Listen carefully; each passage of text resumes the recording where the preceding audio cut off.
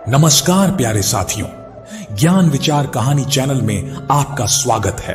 प्यारे साथियों, आज की कहानी है एक लड़की सोनम की।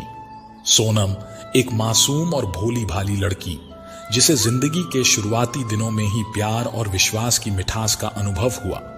उसने एक लड़के से सच्चा प्यार किया और उसके साथ शादी का फैसला किया। वह सोचती थी कि अब उसकी जिंदगी खुशियों से भर जाएगी, लेकिन जिंदगी अक्सर हमारी सोच से बहुत अलग होती है।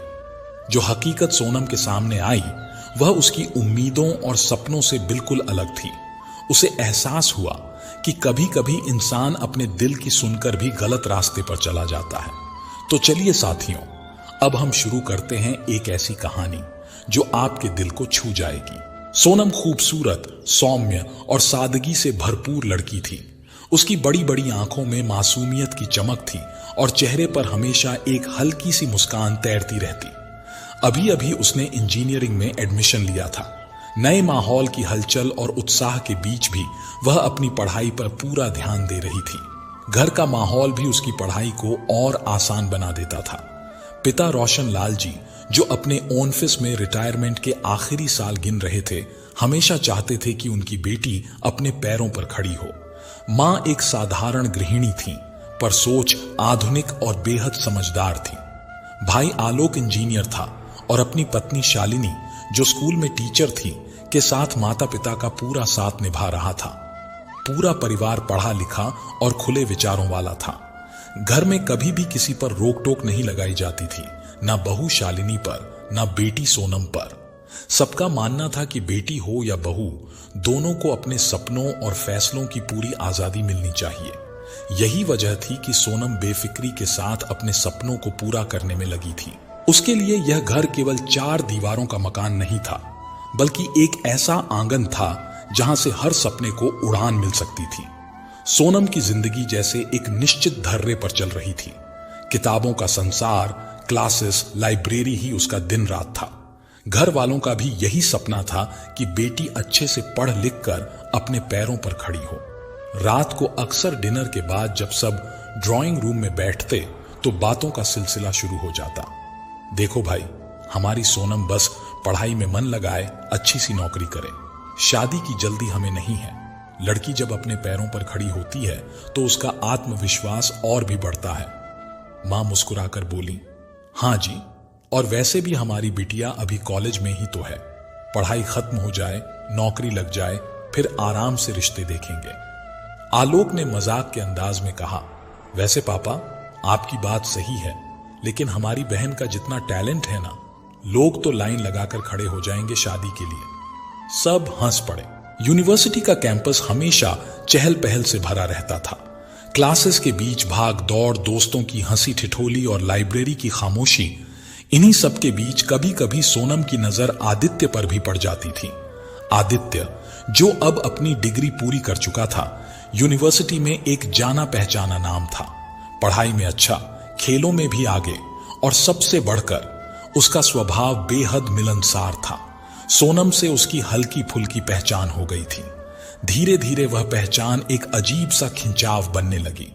एक दिन कैंटीन के बाहर आदित्य ने हिम्मत जुटाई, सोनम, मैं कुछ कहना चाहता हूं तुझसे। सोनम किताबें थामे खड़ी थी। बोली, हां कहो। मुझे नहीं पता तू क्या सोचेगी, लेकिन मैं तुझे बहुत पसंद करता हूं, और यह पसंद अब सिर्फ पसंद नहीं रही, मैं तुझसे प्यार करने लगा हूं। सोनम ठिठक गई। उसके चेहरे पर एक पल को सन्नाटा छा गया। देखो आदित्य, मुझे इन सब बातों में कोई दिलचस्पी नहीं है। मैं यहां सिर्फ पढ़ाई करने आई हूं। मैंने अपनी कई सहेलियों को इन चक्करों में बर्बाद होते देखा है। मुझे ऐसे लफड़े बिल्कुल नहीं चाहिए। इतना कहकर वह बिना किसी ओर देखे आगे बढ़ गई। लेकिन आदित्य हार मानने वाला नहीं था। जितना वह उसे नजरअंदाज करती, उतना ही वह सोनम के और करीब आने की कोशिश करता। कभी क्लास के बाहर उसका इंतजार करता, कभी लाइब्रेरी में बिना वजह आकर किताबें उठाने लगता। कई बार उसने सिर्फ सोनम की एक झलक पाने के लिए घंटों कैंटीन में बैठे रहने की आदत डाल ली थी। सोनम झुंझलाती भी थी, तुम समझते क्यों नहीं? मैंने साफ कह दिया है ना, मुझे तुमसे कोई बात नहीं करनी। लेकिन आदित्य का जवाब हमेशा एक सा होता, मुझे पता है तू गलत नहीं है, पर मेरा दिल भी गलत नहीं है। तू चाहे जितना इग्नोर कर ले, मैं मानूंगा तभी जब तू खुद कहेगी कि मुझसे सचमुच नफरत करती है तू। धीरे धीरे सोनम का गुस्सा ढीला पड़ने लगा। उसे समझ आने लगा कि आदित्य का प्यार सिर्फ जज्बात नहीं है बल्कि सच्चाई है।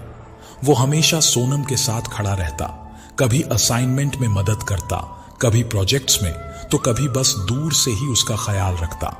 और फिर एक दिन जब सोनम ने उसकी आंखों में झांका तो उसे महसूस हुआ यह लड़का सिर्फ कहने के लिए प्यार नहीं करता बल्कि सचमुच उसे दिल से चाहता है। उसने पहली बार धीमे स्वर में कहा, ठीक है आदित्य, अगर तू इतना ही चाहता है तो मैं भी हां कहती हूं। आदित्य की आंखों में चमक आ गई, जैसे उसकी सारी मेहनत रंग ला गई हो। उस दिन से सोनम और आदित्य सिर्फ सहपाठी या जान पहचान वाले नहीं रहे, वे एक दूसरे के हमसफर बन चुके थे। धीरे धीरे सोनम और आदित्य की दोस्ती अब सबके बीच चर्चा का विषय बनने लगी। कॉलेज की सहेलियां तो हर वक्त उसी की बात करती, अरे सोनम, तेरे गालों की लालिमा देख, लगता है आज फिर आदित्य मिला था। सोनम संकोच में बोली, कुछ भी बोलती हो तुम लोग, पढ़ाई के अलावा भी कोई काम नहीं है क्या तुम्हें? सब सहेलियां खिलखिलाकर हंस पड़ी, लेकिन सोनम के होंठों पर छिपी मुस्कान ने उनकी बात की पुष्टि कर दी। एक दिन घर पर भाभी शालिनी ने धीरे से सोनम को रसोई में रोक लिया। सुनो ना, यह आदित्य कौन है? सोनम एकदम घबरा गई। उसके हाथ से चम्मच गिरते गिरते बची। सोनम हकलाते हुए बोली, कौन आदित्य? मुझे क्या पता भाभी। शालिनी भाभी हंसते हुए बोली, अरे मेरी नजरों से क्या बचा है, तुम्हारी सहेलियां ही बता रही थी। और वैसे भी आजकल तुम्हारे चेहरे पर जो चमक है वो बिना वजह नहीं है। सोनम ने भाभी का हाथ पकड़ लिया और धीमी आवाज में बोली, भाभी प्लीज, आप पापा मम्मी को मत बताइएगा, अभी मैं खुद कुछ कहना नहीं चाहती, बस मुझसे वादा कीजिए। शालिनी भाभी ने उसकी आंखों में झांकते हुए सिर हिला दिया।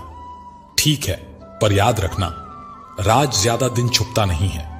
भाभी ने राज तो छुपा लिया, लेकिन धीरे धीरे बातें बाहर आने लगी। एक दिन आलोक ने मजाक में ही कह दिया, बहन अब बता भी दे, तेरी लाइब्रेरी की किताबें क्या सच में इतनी दिलचस्प हैं या फिर कोई और वजह है तेरे बार बार कैंपस जाने की? सोनम शर्म से लाल हो गई और बिना कुछ बोले कमरे से निकल गई। अब तो आदित्य अक्सर घर पर भी आने लगा था। पहले तो सामान्य सी मुलाकातें होती थीं, लेकिन धीरे धीरे वह सबको अपना सा लगने लगा। पिता रोशन लाल जी अक्सर ड्राइंग रूम में बैठकर उससे बात करने लगते। तो बेटा, तुम्हारा बिजनेस कैसा चल रहा है? तुम्हारे पिताजी का काम तो मैंने सुना है काफी बड़ा है। आदित्य आदर से बोला, शर्मा जी अंकल, पिताजी का आशीर्वाद है। मैं अब उनकी मदद करने लगा हूं ताकि उनका बोझ हल्का हो सके। मां भी अक्सर चाय के साथ बातें करती। तुम्हारा स्वभाव बहुत अच्छा है बेटा, पहली बार से ही लगा कि तुम परिवार में घुल मिल जाते हो। आलोक भी उसे छेड़ने लगा था। बहन, मानना पड़ेगा, तेरी पसंद अच्छी है, लड़का हैंडसम भी है, पढ़ा लिखा भी है और सबसे बढ़कर समझदार भी। सोनम सकपका जाती, लेकिन अंदर ही अंदर उसका दिल खिल उठता।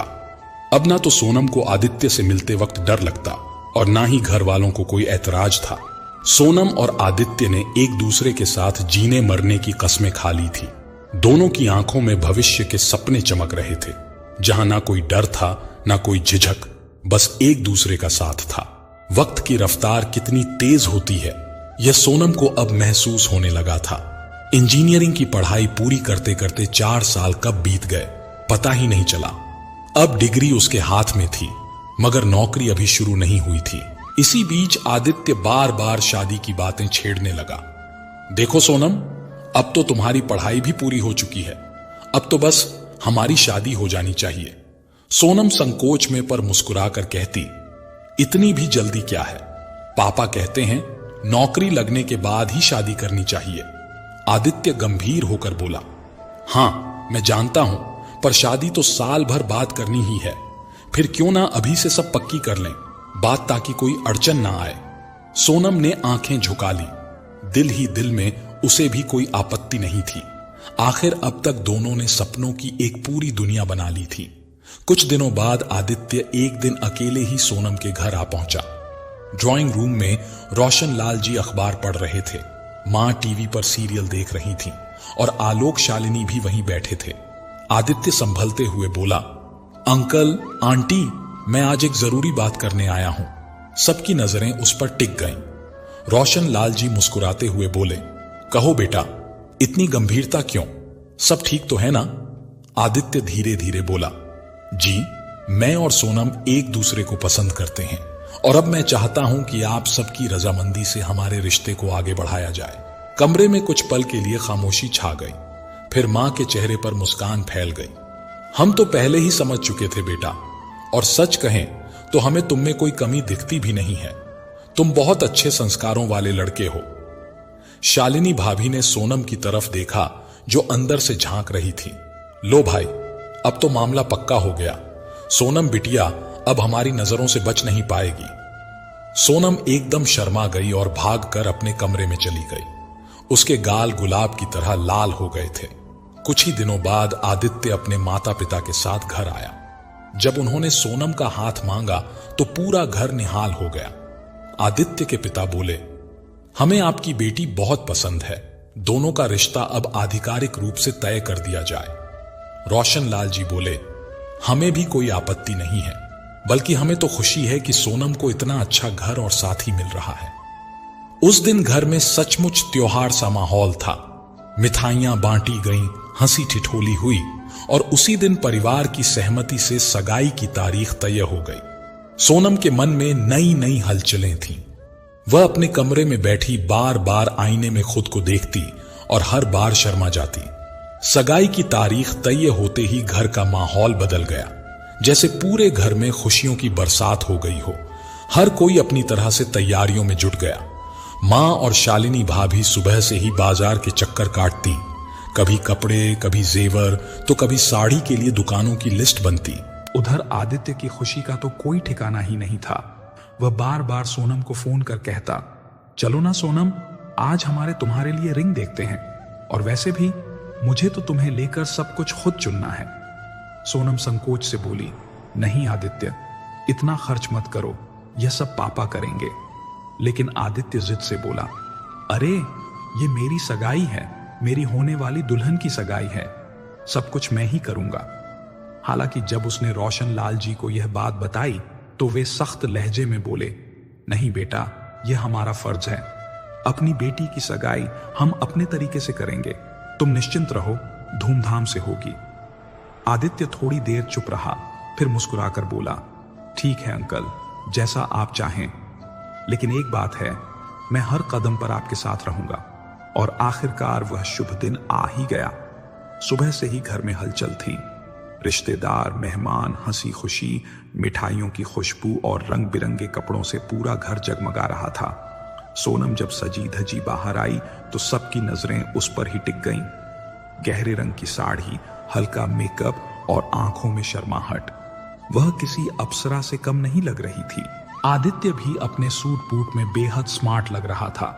जैसे ही दोनों ने एक दूसरे को अंगूठी पहनाई, तालियों और सीटियों से पूरा माहौल गूंज उठा। चारों तरफ सिर्फ एक ही चर्चा थी, वाह, सोनम की तो किस्मत खुल गई, कितना अच्छा लड़का मिला है, देखो कितना चाहने वाला है, जरूर खुश रखेगा। इन बातों को सुनकर सोनम के माता पिता का सीना गर्व से चौड़ा हो गया। सचमुच हमारी बेटी की किस्मत बहुत अच्छी है। उस दिन सोनम पहली बार इतना निश्चिंत होकर हंसी थी। उसके चेहरे की रौनक देखते ही बनती थी। उसके होठों पर मुस्कान और आंखों में चमक जैसे एक नए जीवन की शुरुआत की गवाही दे रही थी। सगाई की बात मानो दोनों घरों में सिर्फ एक ही विषय रह गया था। शादी की तैयारी सुबह शाम, दर, ज्वेलर्स के चक्कर, कार्ड छपवाने और लिस्ट बनवाने का सिलसिला चलता रहा। सोनम जब भी कपड़े, साड़ियां या गहने पसंद करने जाती तो उसकी आदत थी कि तुरंत मोबाइल निकालकर वीडियो कॉल करती और आदित्य को दिखाती। देखो आदित्य, ये साड़ी कैसी लग रही है, लाल वाली ज्यादा अच्छी है या हरी वाली? आदित्य मुस्कुराकर कहता, दोनों अच्छी हैं, लेकिन लाल वाली में तो तुम बिल्कुल दुल्हन लगोगी। सोनम संकोच से फोन नीचे कर लेती और भाभी शालिनी हंसते हुए चुटकी लेती। लगता है अब इनकी खरीदारी बिना वीडियो कॉल के अधूरी है। उधर आदित्य भी अपनी मां द्वारा लाई गई चीजों की लिस्ट दिखाने में पीछे नहीं रहता। ये देखो मम्मी, कितने सेट ज्वेलरी ले आई हैं, और ये कंगन, ये तो खास तुम्हारे लिए चुने गए हैं। सोनम की आंखें चमक उठी। इतनी सारी चीजें? आदित्य, सच कहूं तो कभी सोचा भी नहीं था। आदित्य हंसते हुए बोला, अरे पागल, ये तो बस शुरुआत है। असली तोहफे तो शादी के दिन मिलेंगे। यूं ही तैयारियों और नोकझोंक के बीच दिन निकलते गए और किसी को पता ही नहीं चला कि शादी का दिन सामने आ गया है। वह दिन जिसकी कल्पना सोनम ने न जाने कितनी बार करी थी। बारात जब घर के बाहर पहुंची तो ढोल नगाड़ों की आवाज से पूरा मोहल्ला गूंज उठा। रिश्तेदार और पड़ोसी खिड़कियों से झांकते रह गए। सोनम दुल्हन के जोड़े में सजी तो मानो चांद धरती पर उतर आया हो। जब जयमाला और शादी की अन्य रस्में शुरू हुईं तो रिश्तेदारों की आंखें सचमुच फटी की फटी रह गईं। लड़के वालों ने जो जेवर चढ़ाए थे उनकी चमक ने सबको दंग कर दिया। सोने के सेट, हीरे जड़े कंगन, नाजुक डिजाइन की अंगूठियां, हर एक चीज इतनी बेशकीमती और सुंदर कि देखते ही सबकी नजरें ठहर गईं। रिश्तेदार धीरे धीरे एक दूसरे से बोले, वाह, देखो तो सही, कितने गहने लाए हैं दूल्हे वाले, किस्मत वाली है सोनम। सोनम की उम्र की लड़कियां तो सचमुच उसके गहनों और उसकी तकदीर पर रश्क करने लगी। एक सहेली हंसते हुए दूसरी से बोली, हमें तो लगता है अब पूरे शहर में सबसे नसीब वाली दुल्हन अगर कोई है तो वह सोनम ही है। घर वाले यह सब सुनकर निहाल हो गए। रोशन लाल जी की आंखों में गर्व और मां की आंखों में खुशी के आंसू थे। शादी बड़े ही धूमधाम से संपन्न हुई। ढोल, बैंड, आतिशबाजी, रिश्तेदारों की हंसी और बच्चों की चहल पहल ने उस रात को हमेशा के लिए यादगार बना दिया। सोनम और आदित्य अब सचमुच जीवन साथी बन चुके थे। आखिरकार वह घड़ी भी आ गई। सारी रीति रिवाज पूरे होने के बाद जब विदाई का समय आया तो सोनम के आंगन में सन्नाटा छा गया। माँ बाप, भाई बहन, सहेलियां, सबकी आंखें आंसुओं से भीग उठी। माँ सोनम को गले लगाकर बोली, बेटी, अब तू पराई हो गई, खुश रहना वहां, अपने ससुराल को अपना घर समझना, सास को माँ का दर्जा देना। सोनम भी फूट फूट कर रो पड़ी। उसके दिल में खुशी भी थी और एक अजीब सी घबराहट भी। आखिर वह पहली बार अपने जीवन का नया अध्याय शुरू करने जा रही थी। जब गाड़ी धीरे धीरे ससुराल के दरवाजे पर पहुंची तो वहां ढोलक की थाप और औरतों के गीत गूंज रहे थे। सास ने आरती उतारकर बहू का स्वागत किया। थाली में कुमकुम और अक्षत लिए वह दरवाजे पर खड़ी थी। आओ बहू, लक्ष्मी बनकर इस घर में कदम रखो। सोनम ने दहलीज पर पांव रखा और गृह प्रवेश की रस्म पूरी की। वैसे तो घर में सिर्फ सास, ससुर और आदित्य थे, लेकिन शादी के चलते घर रिश्तेदारों से भरा पड़ा था। कहीं मामा जी का परिवार आता, कहीं बुआ जी का, कहीं चचेरी बहनें सोनम के पास बैठ जाती तो कभी भाभियां उसे नई नई रस्मों और परंपराओं के बारे में बताती। इन 10 दिनों में ही सोनम का मिलना जुलना सबसे हो गया। खानदान की सारी बेटियों और बहुओं से उसने नंबर एक्सचेंज कर ली। वह सबके साथ इतनी जल्दी घुल मिल गई कि कोई कह ही नहीं सकता था कि वह इस घर में नई नई आई है। 10 दिनों तक घर मेहमानों से गूंजता रहा, लेकिन धीरे धीरे सब अपने अपने घरों को लौट गए। अब घर में बस सोनम, आदित्य और उसके सास ससुर रह गए थे। यहीं से उसकी नई गृहस्थी की असल शुरुआत हुई। सुबह का वक्त होता, आदित्य रोज की तरह पिता के साथ ऑफिस निकल जाता और घर में रह जाती सिर्फ वह, सोनम और उसकी सास। सास पलंग पर बैठी हुई चश्मा उतार कर बोली, अरे बहू, जरा चाय बना दे, तेरे हाथ की चाय का मजा ही अलग है। सोनम हंसते हुए बोली, अरे माँ जी, आप तो ऐसे कह रही हैं जैसे मैं कोई बड़ी शेफ हूं। अभी तो मुझसे आपकी तरह रोटी भी गोल नहीं बनती। दोनों हंस पड़ी। धीरे धीरे ये हंसी मजाक रोज की आदत बन गई। सासू माँ और बहू का रिश्ता अब सिर्फ औपचारिकता तक नहीं रहा, बल्कि जैसे माँ बेटी का रिश्ता हो गया। घर की रसोई में काम करते करते कभी सास अपने पुराने किस्से सुनाती, कभी सोनम अपने कॉलेज की मस्ती बताती। सोनम का मन सच में बहुत खुश था।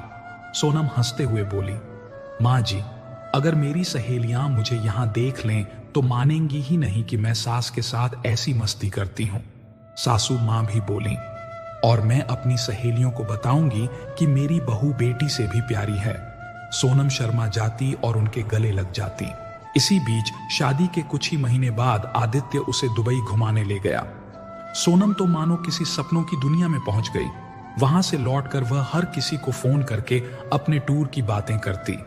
सोनम फोन पर मम्मी से बोली, मां, आपने देखा होता कितनी ऊंची ऊंची बिल्डिंग्स हैं और दुबई मॉल तो जैसे कोई दूसरा ही संसार। माँ जी और पिताजी ने मुझे इतना प्यार दिया कि मुझे बिल्कुल भी अकेलापन नहीं लगता यहां। फोन की दूसरी ओर मां हंसते हुए बोली, अरे बेटा, तेरी बातें सुनकर तो लगता है कि अब तू हमें भूल जाएगी। सास ससुर का इतना प्यार मिल रहा है तुझे, हमें तो अब तू याद ही नहीं करेगी। सोनम ठिठक गई और तुरंत बोल पड़ी, मां, आप ऐसा क्यों सोचती हो? आप मेरे लिए भगवान हो, मैं आपको कभी नहीं भूल सकती। मां ने आह भरते हुए मजाक में ही कहा, बेटी, ये कहने की बातें हैं। एक बार कन्यादान हो गया तो लड़की पराई हो जाती है, फिर तो ससुराल ही उसका असली घर हो जाता है। तेरी शालिनी भाभी को ही देख ले, अब हम ही उसके मां बाप हैं। यह सुनकर सोनम की आंखें भर आईं। मां, आप तो जानती हो, मेरे दिल में आप लोगों की जगह कोई नहीं ले सकता। आप सब मेरे लिए हमेशा रहोगे, चाहे मैं कहीं भी रहूं। फोन कटने के बाद मां की बातें सोनम के दिल में गहरे तक उतर गईं। क्या सचमुच एक बेटी अपने मायके से पराई हो जाती है? क्या कन्यादान के साथ उसका हक मां बाप पर से खत्म हो जाता है?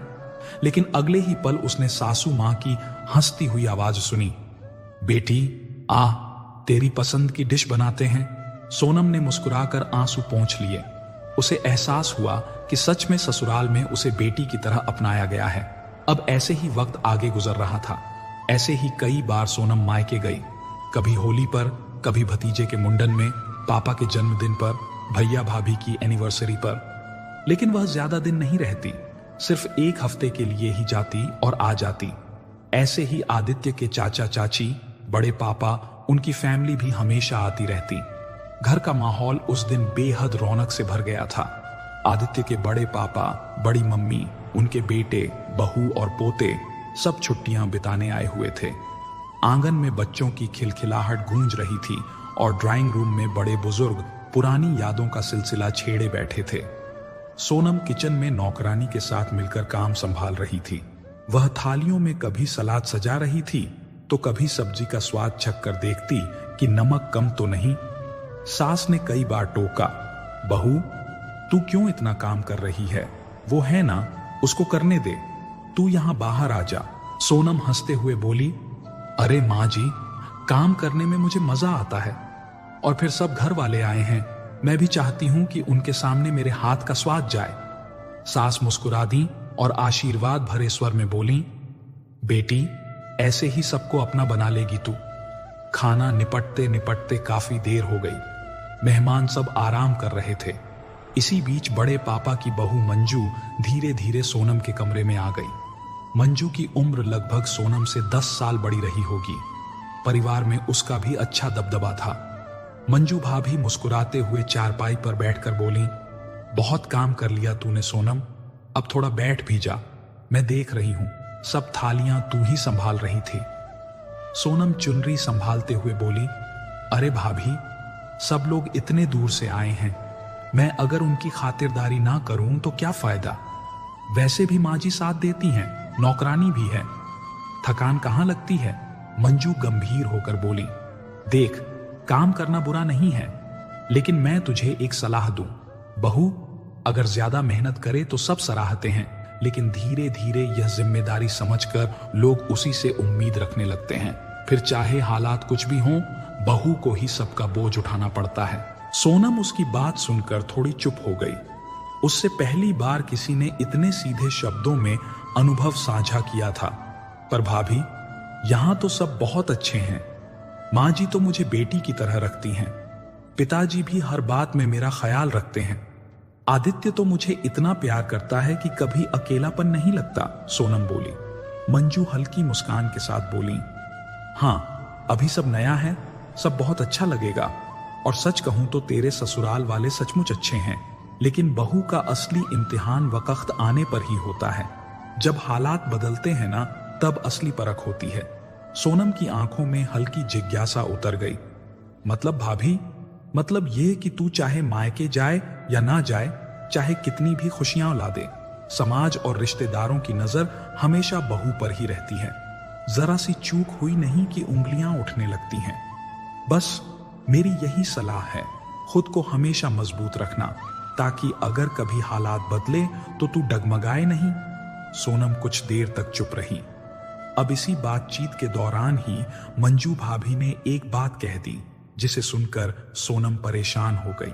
दरअसल मंजू भाभी ने कहा, देखो ना, रिश्ता तो ऊपर से ही तय होकर आता है। जोड़ी जिसे बननी होती है वही बनती है, लेकिन कई बार बीच में गलत जोड़ियों में इंसान फंस जाता है और दुखी हो जाता है। तुमने देखा होगा सोनम, किसी की सगाई टूट जाती है, किसी की शादी कार्ड छपने के बाद भी रुक जाती है। सोनम चुपचाप सुनती रही। उसे लगा भाभी कोई आम किस्सा सुना रही होंगी, लेकिन अगले ही पल मंजू के मुंह से निकले शब्दों ने उसके होश उड़ा दिए। अब मैं दूसरों की क्या बात करूं, तुम्हारे पति की ही बात करती हूं। 1-1.5 साल पहले ही आदित्य की शादी भी तो होने से टूट गई थी। शादी के कार्ड छप चुके थे, हॉल बुक हो चुका था, लेकिन आखिरी समय पर रिश्ता टूटा। सोनम का चेहरा अचानक सफेद पड़ गया। उसके कानों में गूंजने लगी ये लाइन, आदित्य की शादी भी तो होने से टूट गई थी। 4 साल से वह आदित्य के साथ रिश्ते में थी, तो फिर 1.5 साल पहले यह शादी कैसे होने लगी? किससे? क्यों? उसका दिमाग जैसे सुन्न पड़ गया। उसने हाथों से अपनी चुन्नी कसकर पकड़ ली। फिर तभी सोनम ने सोचा कि शायद घर वालों के कारण बात आगे बढ़ी हुई होगी और आदित्य ही जरूर मुकर गए होंगे इस शादी से। मंजू भाभी की बातें जैसे जैसे खुल रही थीं, वैसे वैसे सोनम के दिल पर चोट गहरी होती जा रही थी। उसने अपने मन का डर दबाकर सीधे पूछ ही लिया, अच्छा भाभी, शादी टूटी क्यों थी? जरूर आदित्य ने ही मना किया होगा ना? मंजू ने हंसते हुए सिर हिलाया। अरे नहीं नहीं, आदित्य तो उस शादी से बहुत खुश था। वह तो लड़की पर जान छिड़कता था। पता है सोनम, आदित्य ने उसे क्या क्या गिफ्ट दिए थे, एक आईफोन और सोने की ब्रेसलेट तक। पर उस लड़की की मति मारी गई थी शायद। शादी से 10 दिन पहले ही उसने शादी करने से इनकार कर दिया। सब तैयारियां धरी की धरी रह गईं। मेहमान लौट गए और सबके चेहरे पर मायूसी छा गई थी। मंजू की बात पूरी होते ही सोनम के पैरों तले जमीन खिसक गई। उसके कानों में बस यही गूंजता रहा, आदित्य तो उस लड़की पर जान छिड़कता था। उसने आईफोन और ब्रेसलेट तक गिफ्ट किए थे। उसके दिल में जैसे किसी ने खंजर उतार दिया हो।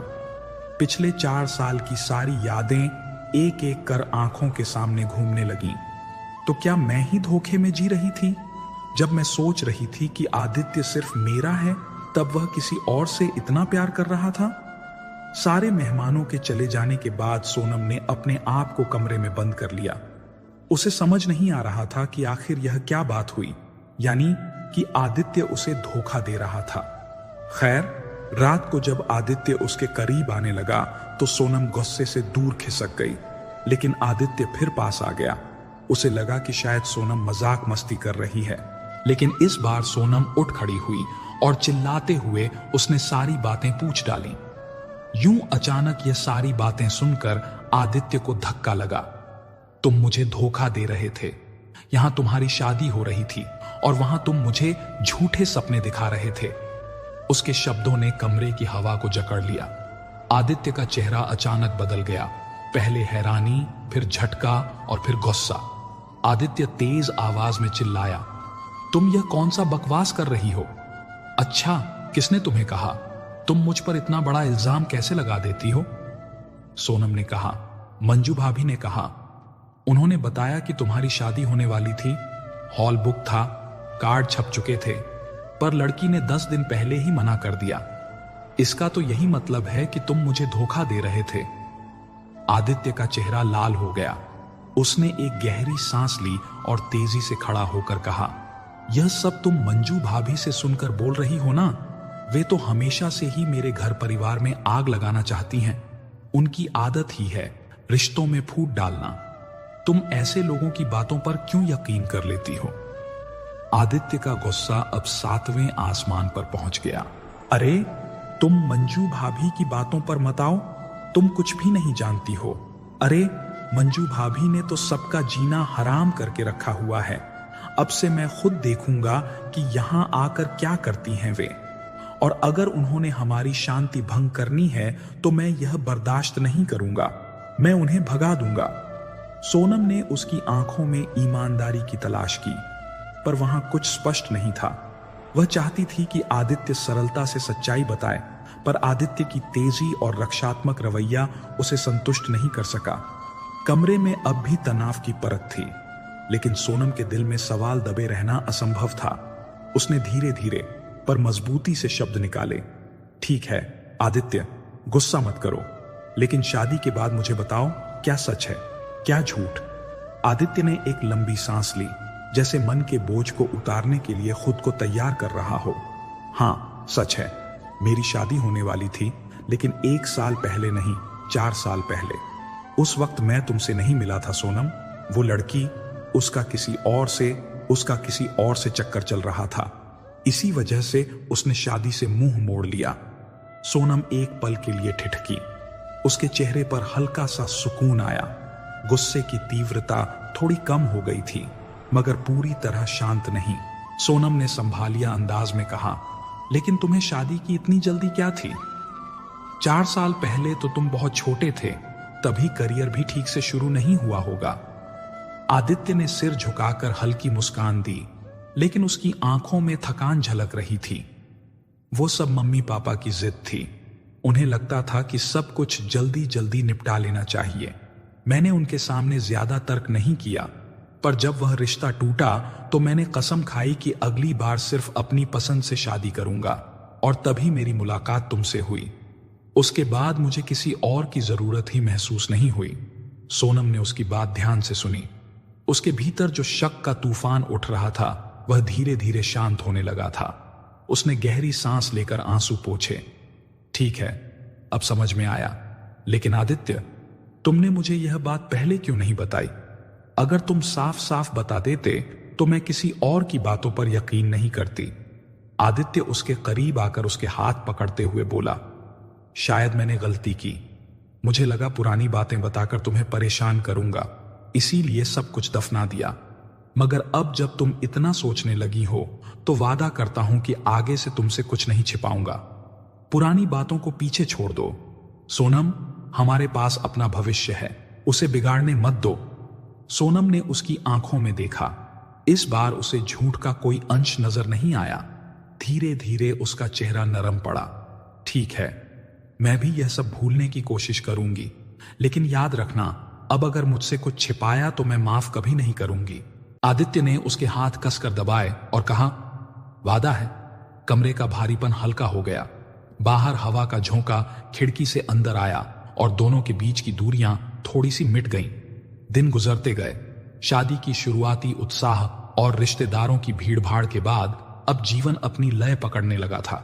सोनम धीरे धीरे नए माहौल की आदी हो चुकी थी। ससुराल वालों का अपनापन और आदित्य का अटूट प्यार उसे बहुत सुकून देता, लेकिन उसके भीतर कहीं ना कहीं एक कसक बाकी थी। उसका करियर, उसका सपना। एक शाम वह लिविंग रूम में बैठी चाय पी रही थी। तभी उसने हिम्मत करके आदित्य से बात छेड़ दी। आदित्य, मैं सोच रही थी कि अब मेरी पढ़ाई भी पूरी हो चुकी है, तो शायद मुझे नौकरी करनी चाहिए। अपने पैरों पर खड़ा होना मुझे अच्छा लगेगा। आदित्य, जो अपने लैपटॉप पर कुछ चेक कर रहा था, उसकी बात सुनकर मुस्कुरा दिया। वह सोनम के पास आया और उसके कंधे पर हाथ रखते हुए बोला, अरे पगली, तुम्हें नौकरी की क्या जरूरत है? मैं हूं ना, मैं सब संभाल लूंगा। तुम्हें किस चीज की कमी है? सोनम ने हल्की मुस्कान दी, लेकिन उसकी आंखों में उम्मीद थी कि शायद आदित्य उसका समर्थन करेगा। कमी की बात नहीं है आदित्य, बस अपने सपनों को जीना चाहती हूं। मैंने इतनी मेहनत से पढ़ाई की है, अगर घर पर ही बैठ जाऊं तो डिग्री लेने का क्या फायदा? आदित्य ने उसके चेहरे की गंभीरता देखी, लेकिन वह उसे और समझाने लगा। सुनो, नौकरी मतलब स्ट्रेस, डेडलाइन, बॉस का दबाव और फिर घर भी देखना पड़ेगा। मुझे यह सब तुम्हारे लिए नहीं चाहिए। तुम मेरी राजकुमारी हो, तुम्हें तो सिर्फ राज करना है। तुम्हारी सारी जरूरतों का ख्याल रखना मेरी जिम्मेदारी है। मैं नहीं चाहता कि तुम जरा भी परेशान हो। सोनम चुप हो गई। उसका मन समझना चाहता था, लेकिन दिल मानने को तैयार नहीं था। लेकिन आदित्य, मैंने सपने देखे थे कुछ करने के। आदित्य ने उसका हाथ पकड़ लिया और मुस्कुराकर बोला, तुम्हारा सपना अब मेरी दुनिया बन गया है। सोनम, तुम्हें सिर्फ खुश रखना ही मेरा काम है। देखो, तुम जो भी चाहोगी मैं दिला कर दूंगा। महंगी साड़ियां, गहने, ट्रिप्स, तुम्हें जिस चीज की भी इच्छा होगी तुम्हारे लिए हाजिर है। पैसे की तो कोई कमी ही नहीं है। सोनम ने मजबूरी में सिर हिलाया। बाहर से वह मुस्कुरा दी, लेकिन भीतर कहीं वह खालीपन महसूस कर रही थी। दिन बीतते गए। आदित्य ने वाकई कभी उसे किसी चीज की कमी नहीं होने दी। हर महीने कोई न कोई महंगी गिफ्ट उसके हाथ में होती। कभी डायमंड सेट, कभी डिजाइनर ड्रेस, तो कभी विदेश की ट्रिप। लेकिन सोनम के दिल में हर बार वही टीस होती कि इतना खर्चा करने की क्या जरूरत है। अब तक सोनम पूरी तरह से हाउसवाइफ बन चुकी थी। वह घर का ध्यान रखती, सास ससुर की सेवा करती, रिश्तेदारों के बीच घुल मिल जाती। सब कुछ परफेक्ट था। उस सुबह की धूप पर्दे से छनकर कमरे में फैल रही थी, लेकिन सोनम उस रोशनी को महसूस करने के मूड में नहीं थी। उसके चेहरे पर थकान थी और बदन कुछ भारी सा लग रहा था। जैसे ही उसने उठने की कोशिश की, सासू मां ने तुरंत रोक दिया। अरे बेटा, जरा भी मत उठना। डॉक्टर नहीं हूं, लेकिन माओं का अनुभव कहता है कि आज तुम्हें पूरा आराम चाहिए। जो भी चाहिए मुझे या नौकरानी को आवाज दे देना, समझी बहू? सोनम पलंग पर लेटी लेटी ही उनकी ओर देखती रही। उसकी आंखों में कृतज्ञता और स्नेह दोनों थे। मां, आप कितना ध्यान रखती हैं मेरा। कभी कभी तो लगता है जैसे मैं अपने ही घर में हूं। सासू मां कम, असली मां ज्यादा लगती हैं आप। सास मुस्कुरा दी और उसके माथे पर हाथ फेरते हुए बोली, अरे पगली, बेटी बनकर आई हो, बेटी ही रहोगी। बहू बहू कहने वाले और घर का माहौल बिगाड़ने वाले बहुत देखे हैं मैंने, और वे तो खुद दुखी रहते हैं, बहू का भी जीना हराम कर देते हैं। मैंने तो पहले ही ठान लिया था कि अपने घर में कभी ऐसा माहौल नहीं बनने दूंगी। बेटा, घर प्यार से ही बचता है, झगड़ों से नहीं। सोनम की आंखों में नमी आ गई। उसने मन ही मन सोचा, हे भगवान, सचमुच मैं कितनी भाग्यशाली हूं। आज के जमाने में जहां हर घर में कला है, छोटी छोटी सी बात पर रिश्ते टूट जाते हैं, वहां मुझे ऐसा ससुराल मिला है जहां प्यार और अपनापन ही सब कुछ है। मैं सच में आपकी आभारी हूं। इसी बीच नौकरानी पानी का गिलास लेकर आई। सास ने खुद गिलास पकड़कर सोनम को दिया। लो बेटा, पानी पी लो और फिर आराम करो। खाना मैं खुद बनाऊंगी, तुम्हें बस चैन से सोना है। सोनम मुस्कुरा दी और सहलाया। कमरे का माहौल जैसे ममता और अपनत्व से भर गया। दोपहर का समय था। कमरे में हल्की हल्की ठंडी हवा खिड़की से आ रही थी। दवाई का असर था, इसीलिए सोनम गहरी नींद में थी। करीब 4 बजते ही उसकी आंख खुल गई। बदन अब पहले से हल्का लग रहा था, लेकिन मुंह का स्वाद फीका सा था। सोनम अपने आप से बुदबुदाते हुए बोली, उफ, कितना बेस्वाद लग रहा है। काश अभी एकदम कड़क अदरक वाली चाय मिल जाए, तभी तो जान में जान आए। उसने सोचा, सासू मां को तकलीफ देने की बजाय खुद ही चाय बना लेती हूं। धीरे धीरे वह बिस्तर से उठी और सीढ़ियां उतरने लगी। कदम अभी थोड़े भारी थे, लेकिन दिल में सिर्फ चाय का ख्याल था। जैसे ही वह हॉल के पास पहुंची, नीचे से धीमी धीमी आवाज सुनाई दी। उसने सोचा, शायद सास ससुर आपस में बातें कर रहे हैं। पहले तो वह आगे बढ़ी, लेकिन अगले ही पल थक गई। उनके शब्दों ने उसे रोक लिया। सास फिक्रमंद होकर बोली, मुझे तो डर है कि कहीं कुछ अनर्थ ना हो जाए। अब तो आदित्य पर विश्वास ही नहीं रहा। पता नहीं कहां किस पर उसका मन पड़ जाए। सोनम के कान खड़े हो गए। उसका दिल एक पल को जोर से धड़क उठा।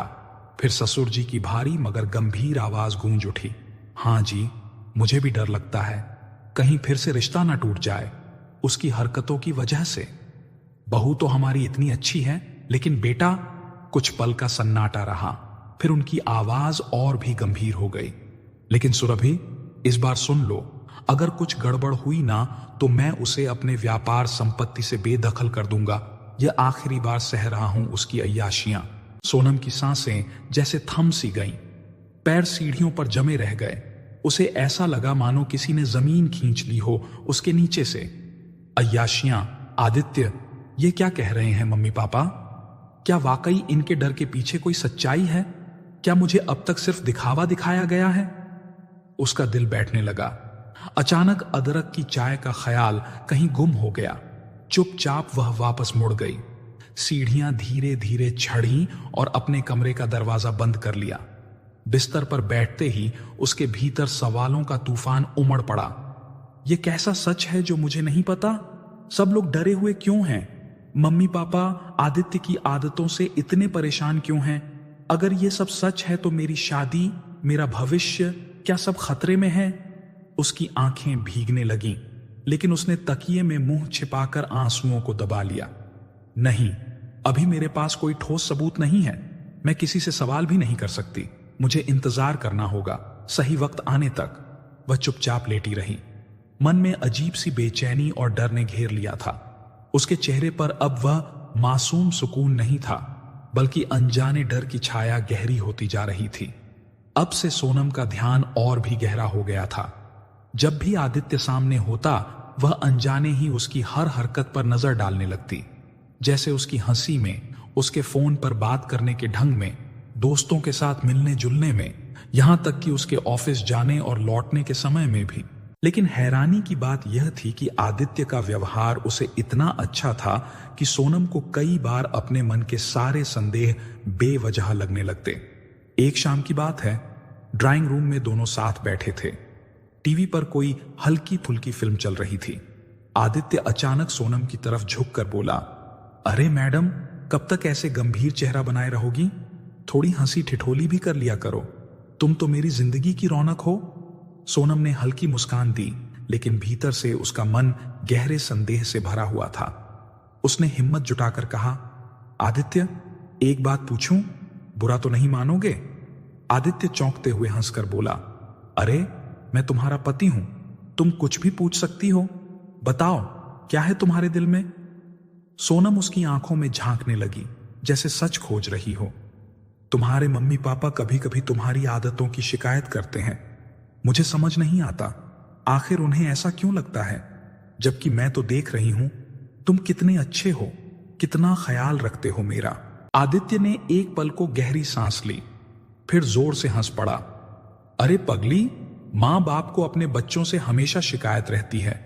हम बड़े भी हो जाएं, कमाने लगे, घर संभाले, फिर भी उन्हें हमारे हर फैसले गलत ही लगते हैं। यह तो पीढ़ियों से चला आ रहा है। तुम भी देखना, जब हमारे बच्चे होंगे तुम भी उन्हें लेकर यही कहोगी। सोनम चुप हो गई। आदित्य का जवाब सुनकर उसका मन हल्का हुआ। उस रविवार की सुबह सोनम किचन में नाश्ता बना रही थी। आदित्य अपने मोबाइल पर किसी से तेज तेज हंसते हुए बात कर रहा था। सोनम चुपचाप आकर उसकी बात सुनने की कोशिश करने लगी। आदित्य फोन पर ही बोल रहा था, अरे यार, वो तो मजाक था। हाँ, शाम को मिलते हैं, सब सेट है, चिंता मत कर। जैसे ही उसने सोनम को देखा, तुरंत फोन काट दिया। सोनम हल्के शक से पूछी, किससे बात कर रहे थे? आदित्य बिल्कुल सहज बनते हुए बोला, अरे, कॉलेज का पुराना दोस्त था। ऑफिस की पार्टी का प्लान बना रहे हैं, तुम फिक्र मत करो, सब नॉर्मल है। और वह मुस्कुराकर सोनम के पास आया, उसके गालों पर हल्की सी चुटकी ली और बोला, अब जल्दी से नाश्ता खिलाओ, वरना भूख से मर जाऊंगा। सोनम के चेहरे पर हल्की सी मुस्कान आ गई। उसने सोचा, शायद मैं ही बेवजह सोच रही हूं। आदित्य का बर्ताव इतना अच्छा है, वो इतना प्यार करता है मुझसे।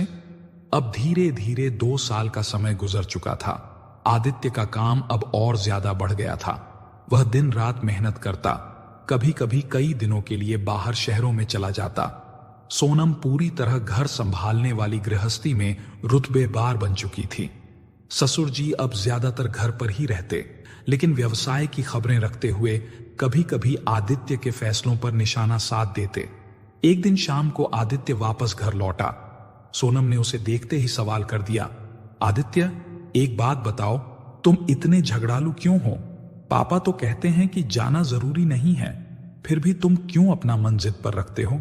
आदित्य ने मुस्कान के साथ सोनम की तरफ देखा, लेकिन उसके चेहरे पर हल्की चिड़चिड़ाहट भी थी। सोनम, तुम कुछ भी नहीं समझती। पापा कभी कभी सिया जाते हैं। वे अपने पुराने अनुभव और पुराने तरीकों पर इतना भरोसा करते हैं कि नई सोच को स्वीकार ही नहीं करते। लेकिन अब मैं मालिक हूं। अब मैं जानता हूं कि सही क्या है और गलत क्या।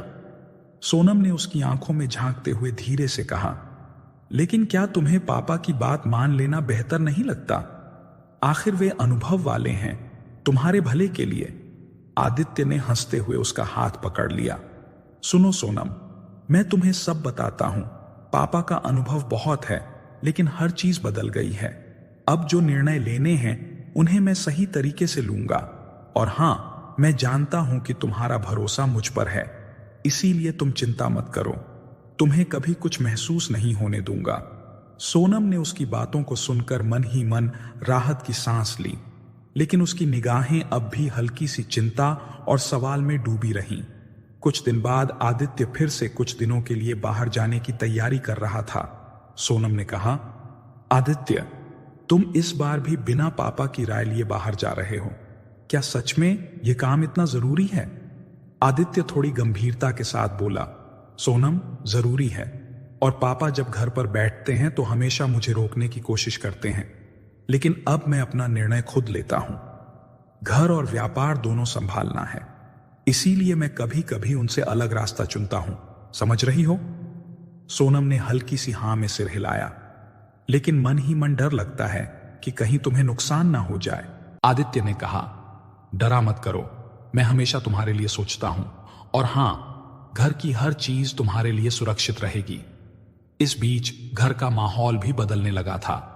आदित्य की मेहनत और दबदबा साफ दिखाई देने लगा था। पापा कभी कभी झगड़ देते थे, लेकिन सोनम को अब समझ में आने लगा कि यह झगड़ा प्यार और चिंता की अलग भाषा है। अब सोनम देख रही थी कि आदित्य का स्वभाव भी थोड़ा चिड़चिड़ा सा हो गया है, जबकि वह हमेशा उससे हंसकर बात करता और प्यारे प्यारे सरप्राइज देता, अब बिल्कुल सामान्य हो गया था। यूं ही 2 महीने और बीत गए और एक जबरदस्त विस्फोट हो गया सोनम की जिंदगी में। अब सब कुछ सामने आ गया। एक रात आदित्य काफी देर से लौटा। यह क्या? आदित्य ने शराब पी रखी थी। बिस्तर पर बैठते ही वह कह पड़ा, सोनम, मैं तलाक चाहता हूं। मैं किसी और से प्यार करने लगा हूं, और वह लड़की, वह गर्भवती है। पर तुम चिंता मत करो, मैं तुम्हें घाटे में नहीं रखूंगा। तलाक के बाद बहुत सारा पैसा दूंगा। बस यही चाहता हूं कि तुम सीधे तरीके से तलाक दे दो। सोनम की दुनिया तो जैसे ठहर गई। उसका दिल तेजी से धड़कने लगा। नहीं, यह असंभव है। पहले तो उसे लगा कि आदित्य उसको रुलाने के लिए प्रैंक कर रहा है, लेकिन आदित्य अपनी घटिया बातों पर टिका रहा। सोनम मन ही मन सोचती रही, यह ऐसा नहीं कर सकता। 4 साल का प्यार, 2.5 साल की शादी, और अब यह धोखा। मैं यह कैसे झेलूंगी? क्या यह वही आदमी है जिसे मैंने अपने जीवन के लिए चुना था? अब सोनम बाथरूम में खड़ी थी। उसका मन, शरीर और आत्मा सब ठंडे बर्फ की तरह जम चुके थे। हाथ पांव सुन्न, दिमाग सुन्न, कहीं भी हिलने डुलने की ताकत नहीं बची थी। उसके कानों में आदित्य की रात की बातें गूंज रही थीं। तलाक चाहता हूं, वह लड़की पेट से है। सोनम खुद से बार बार कह रही थी, नहीं नहीं, यह सच नहीं हो सकता, यह सब झूठ है। कैसे ये हो सकता है? लेकिन उसकी आंखों के सामने धीरे धीरे सच उभर आया। असलियत में आदित्य अय्याश आदमी था। उसका एक नहीं बल्कि 10-10 लड़कियों से सीरियस रिश्ता रहा था, लेकिन उसका दिल एक पर लगकर दूसरी पर चला जाता। सोनम ही पहली लड़की थी जो उसकी पत्नी बनी थी, लेकिन अब वह अपनी सेक्रेटरी के ही चक्कर में पड़ गया था। उसके माता पिता को अपने बेटे के कारनामों और आदतों का पता था, लेकिन जब सोनम बहू बनकर आई तो उन्हें विश्वास था कि अब हमारा बेटा सुधर गया। अब सोनम को सोच सोच कर घिन आने लगी थी। उसने ऐसे इंसान के साथ प्यार किया, ऐसे इंसान को दिल से चाहा। सुबह तो सबके लिए सामान्य थी, लेकिन सोनम की हालत खराब थी।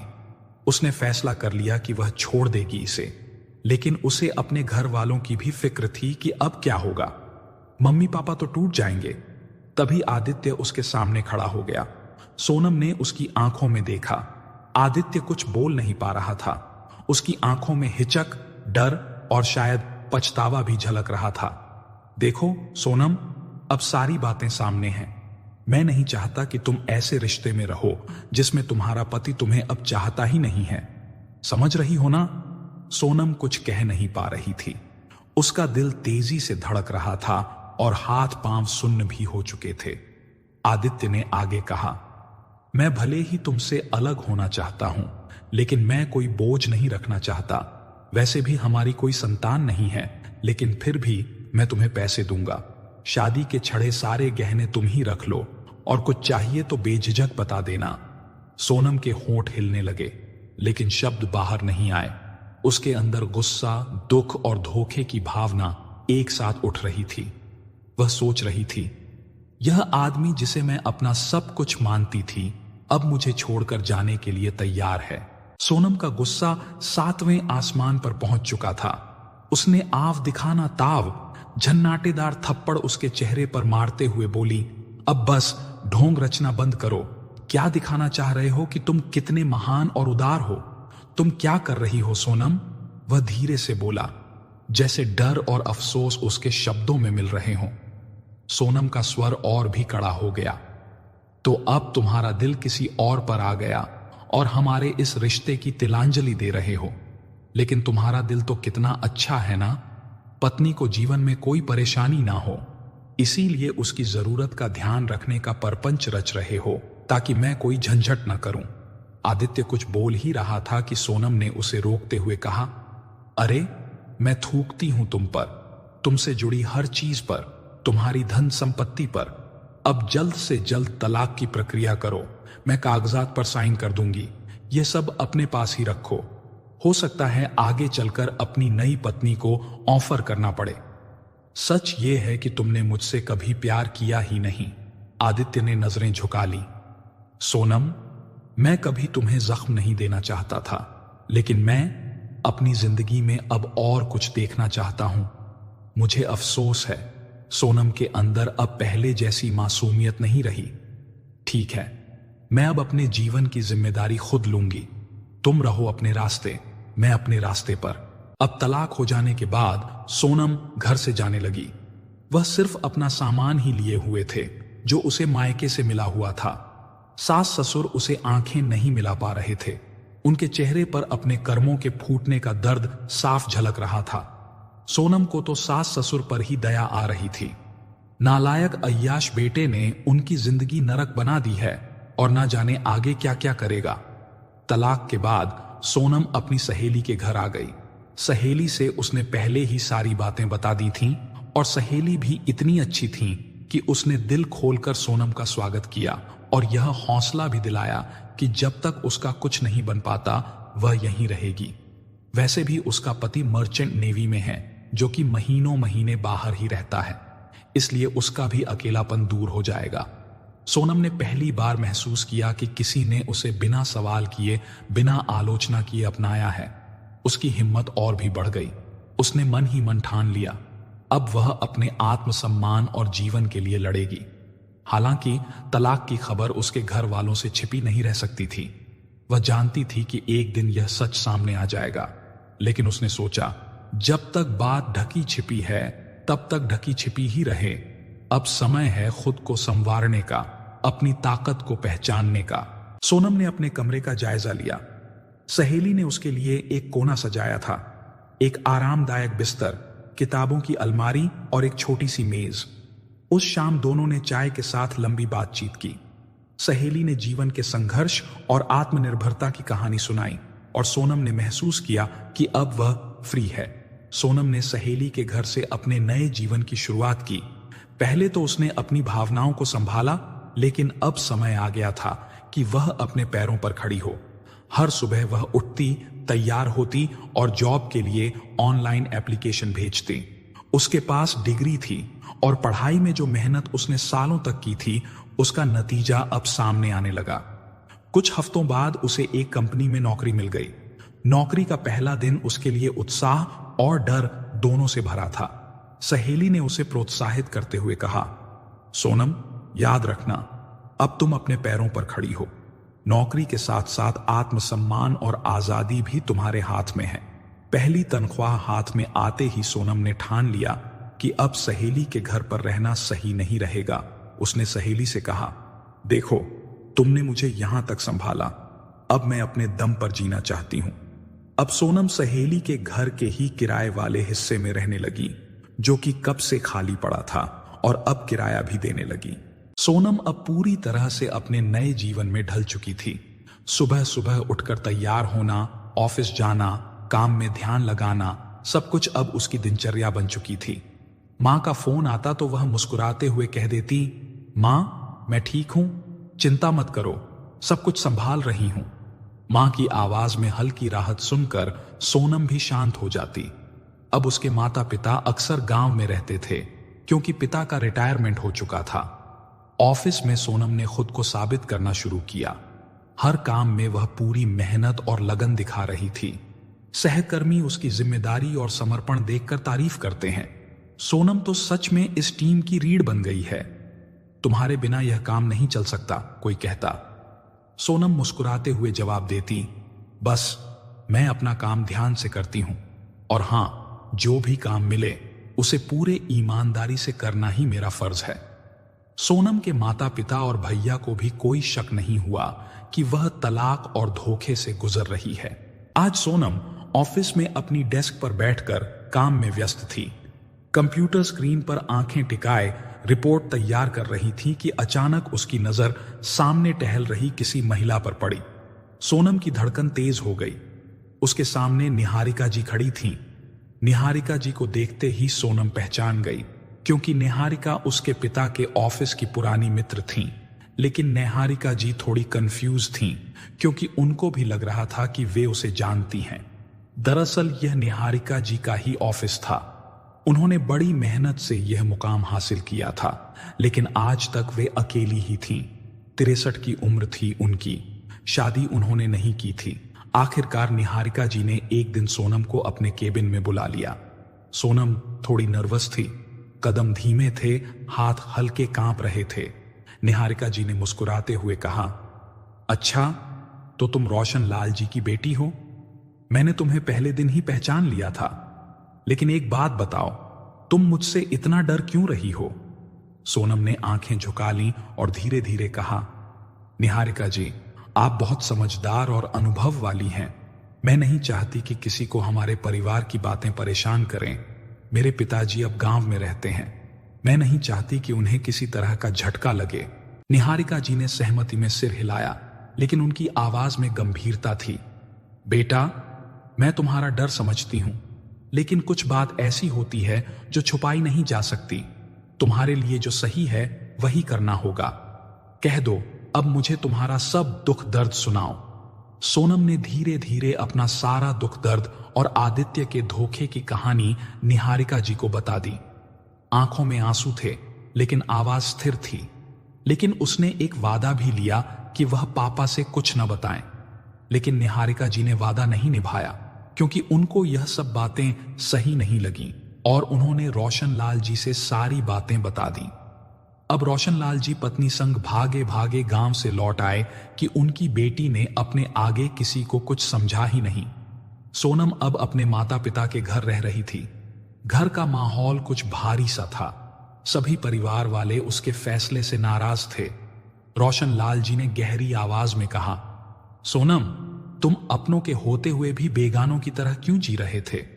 क्या हम तुम्हारे लिए सहारा नहीं बन सकते थे? सोनम ने सिर झुकाकर धीरे से कहा, मम्मी पापा, मुझे माफ कर दो। मैं केवल यही चाहती थी कि अपने दर्द और संघर्ष का सामना खुद करूं।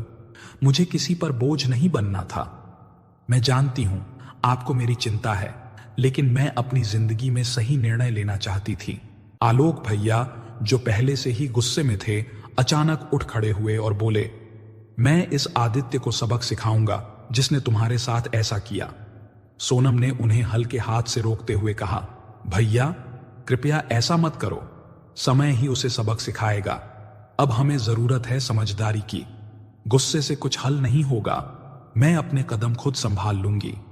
आलोक भैया की आंखों में अभी भी गुस्सा था, लेकिन उन्होंने धीमे स्वर में कहा, ठीक है सोनम, लेकिन याद रखना, अगर कुछ भी गलत हुआ तो मैं पीछे नहीं हटूंगा। अब धीरे धीरे सब कुछ आगे बढ़ रहा था। सोनम निहारिका जी के ऑफिस में काम करते करते उनके बहुत करीब आ गई थी। अब तो उनके घर भी आने जाने लगी थी। कभी कभी तो निहारिका जी उसे अपने घर पर ही रोक लेती। निहारिका जी अब सोनम को अपनी पुत्री ही मानने लगी थी। अधिकतर कंपनी के मामलों में वे उससे ही डिस्कस करती थीं। सोनम ने भी उन्हें निराश नहीं किया और पूरी मेहनत लगन से सारी जिम्मेदारी निभा रही थी। एक दिन सोनम ने ऑफिस में देखा कि निहारिका जी के छोटे भाई अर्जुन लंदन से लौट आए थे। उनके आने की वजह यह थी कि वह अब अपनी दीदी की कंपनी संभालेंगे और कंपनी के उत्तराधिकारी भी वही होंगे। सोनम को ताज्जुब हुआ कि दोनों की उम्र में इतना फासला क्यों है। अगर देखा जाए तो दोनों मां बेटे की उम्र के हैं, लेकिन असल में वे भाई बहन थे। फिर उसे पता चला कि निहारिका के पिता ने दूसरी शादी की थी और अर्जुन उनके सौतेले भाई हैं। सोनम अब ऑफिस में और भी अधिक जिम्मेदार हो गई थी। अर्जुन के आने के बाद भी वह अपना काम लगन से करती और निहारिका जी के साथ कंपनी के बड़े बड़े निर्णयों में भाग लेती। दोनों के बीच न केवल व्यावसायिक बल्कि भावनात्मक नजदीकी भी बढ़ गई थी। एक दिन अर्जुन ने सोनम से चुपके से कहा, दीदी ने मुझे पहले ही बता दिया था कि तुम बहुत मेहनती और ईमानदार हो। मुझे उम्मीद है कि हम साथ मिलकर कंपनी को और ऊंचाइयों तक ले जाएंगे। सोनम ने मुस्कुराते हुए उत्तर दिया, मैं पूरी कोशिश करूंगी। उनके भरोसे पर खरा उतरना ही मेरी प्राथमिकता है। खैर, अब निहारिका रिटायरमेंट लेने की सोच रही थी। वहीं अर्जुन अब नई जिम्मेदारी निभा रहा था। अब तो अर्जुन और सोनम भी करीब आ चुके थे। एक दिन कंपनी में कई सारी पोस्ट की वैकेंसी निकली। नए कैंडिडेट्स के इंटरव्यू के लिए सोनम और अर्जुन दोनों तैयार थे। अर्जुन ने सोनम से कहा, सोनम, आज यह इंटरव्यू हमारे लिए बहुत अहम है। हर कैंडिडेट की क्षमता ठीक से जांचनी होगी। सोनम ने सिर हिलाते हुए कहा, हां अर्जुन, मैं पूरी तैयारी कर चुकी हूं। हर कैंडिडेट की दक्षता और अनुभव पर ध्यान दूंगी। धीरे धीरे कैंडिडेट आने लगे। सोनम अपनी जिम्मेदारी निभाते हुए कैंडिडेट की फाइल्स चेक कर रही थी और उनका पहला इंप्रेशन ले रही थी। लेकिन एक नाम देखकर सोनम चौंक गई। अपनी शंका को दूर करने के लिए उसने चुपके से कैंडिडेट के चेहरे देखे और तभी आदित्य का चेहरा देखकर सोनम बुरी तरह चौंक गई। यह कैसे हो सकता है? यह इंसान जिसने मेरी जिंदगी तबाह कर दी। सोनम ने तुरंत निर्णय लिया। उसने अर्जुन से कहा, इस कैंडिडेट का इंटरव्यू मत लो। अर्जुन ने चौंकते हुए पूछा, सोनम, तुम क्यों? क्या कोई परेशानी है? तब सोनम ने बताया कि यह आदित्य है। अर्जुन तो सब कुछ पहले से ही जानता था, इसलिए परिस्थिति को समझते हुए सिर हिलाया। ठीक है सोनम, तुम्हारी भावनाओं को मैं समझता हूं। बाकी कैंडिडेट से इंटरव्यू शुरू करो। हम इसे आने नहीं देंगे। लेकिन जब सोनम शाम को कॉफी ब्रेक में नीचे आई तो सामने आदित्य को देखकर चौंक गई, क्योंकि अब तक तो उसको चली जाना चाहिए था। तभी आदित्य घबरा कर बोला, तुम यहां क्या कर रही हो? क्या तुम भी यही नौकरी करती हो? आदित्य एकदम मीठा बोल रहा था, अरे मुझे तो लगा था कि तुम चले गए होंगे। मैंने तुम्हें इंटरव्यू देने से पहले ही रिजेक्ट कर दिया। अब तुम जा सकते हो। लेकिन आदित्य को इन बातों की फिक्र ही नहीं थी। उसे तो सोनम का चेहरा देखकर खुशी हुई। सोनम, मुझे तुम माफ कर सकती हो? मेरी मां की खातिर। उनसे तो तुम्हारी बहुत अच्छी बॉन्डिंग थी ना। देखो, पिछली बातों को भूल जाओ। मैं बहुत परेशानी में हूं। मैंने सब कुछ खो दिया। उस लड़की ने हमें तबाह कर दिया। उसने हमें खोखला कर दिया। सब कुछ हड़प लिया उसने और मेरे बच्चे को लेकर भाग गई। मेरी हरकतों के कारण पापा चल बसे। अब मम्मी ही मेरा सहारा है। मम्मी कहती हैं कि तुम्हारी हाय लग गई है। आज मैं नौकरी ढूंढने को मजबूर हूं। क्या हम फिर साथ रह सकते हैं? नई जिंदगी जी सकते हैं क्या? मैं वादा करता हूं कि कभी कोई गलत काम नहीं करूंगा। सोनम ने कोई गुस्सा नहीं दिखाया, आवाज भी ऊंची नहीं की, बल्कि उसे तो आदित्य की हालत देखकर दया आने लगी। देखो आदित्य, धोखा देकर कोई नहीं जीत सकता। तुम्हें क्या लगा कि तुम जिंदगी भर यही सब करते रहोगे? लेकिन वाह, वक्त ने तुम्हें सब कुछ सिखा दिया। और किस मिट्टी के बने हो? हां, मुझे ही धोखा देकर फिर से मुझे धोखा देने की साजिश रच रहे हो। मैं सब कुछ भुला चुकी हूं, लेकिन अब तुम तो मुझे अपना चेहरा दिखाने की हिम्मत मत करना।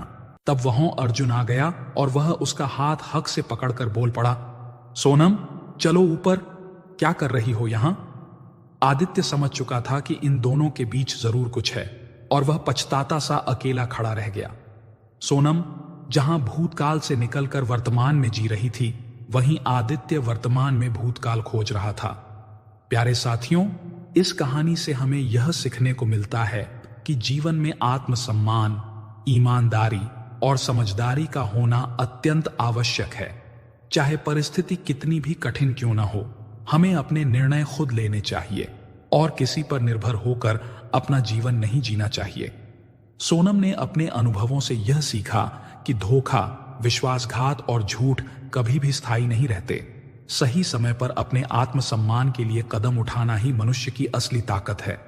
हमें यह भी सीख मिलती है कि सच्चे रिश्ते केवल प्यार और अपनापन पर टिके होते हैं, न कि दिखावे और बाहरी दिखावे पर। आदित्य जैसे लोग जो केवल स्वार्थ और छल पर आधारित होते हैं, अंततः अपने कर्मों का परिणाम भुगतते हैं। वहीं सोनम जैसी आत्मनिर्भर और साहसी महिला की जीत निश्चित होती है। कहानी यह भी समझाती है कि संघर्ष और मुश्किलें जीवन का हिस्सा हैं, पर सही मार्गदर्शन और सही सोच से हर समस्या का समाधान संभव है। दोस्तों और परिवार का साथ, सलाह और अनुभव भी महत्वपूर्ण हैं, पर अंतिम निर्णय हमेशा स्वयं लेना चाहिए। अंततः कहानी हमें यह संदेश देती है कि सच्चाई, मेहनत और आत्मसम्मान के रास्ते पर चलना ही वास्तविक स्वतंत्रता और सुख की कुंजी है। जीवन में आने वाले धोखे और मुश्किलों से घबराना नहीं चाहिए, बल्कि उन्हें सीख मानकर आगे बढ़ना चाहिए। प्यारे साथियों, तो कैसी लगी आपको हमारी ये कहानी? अगर कहानी अच्छी लगी हो तो कमेंट बॉक्स में जरूर बताएं। तो आज के लिए बस इतना ही। मिलते हैं अगली वीडियो में एक और नई कहानी के साथ। तब तक के लिए खुश रहें, अपना और अपनों का ख्याल रखें।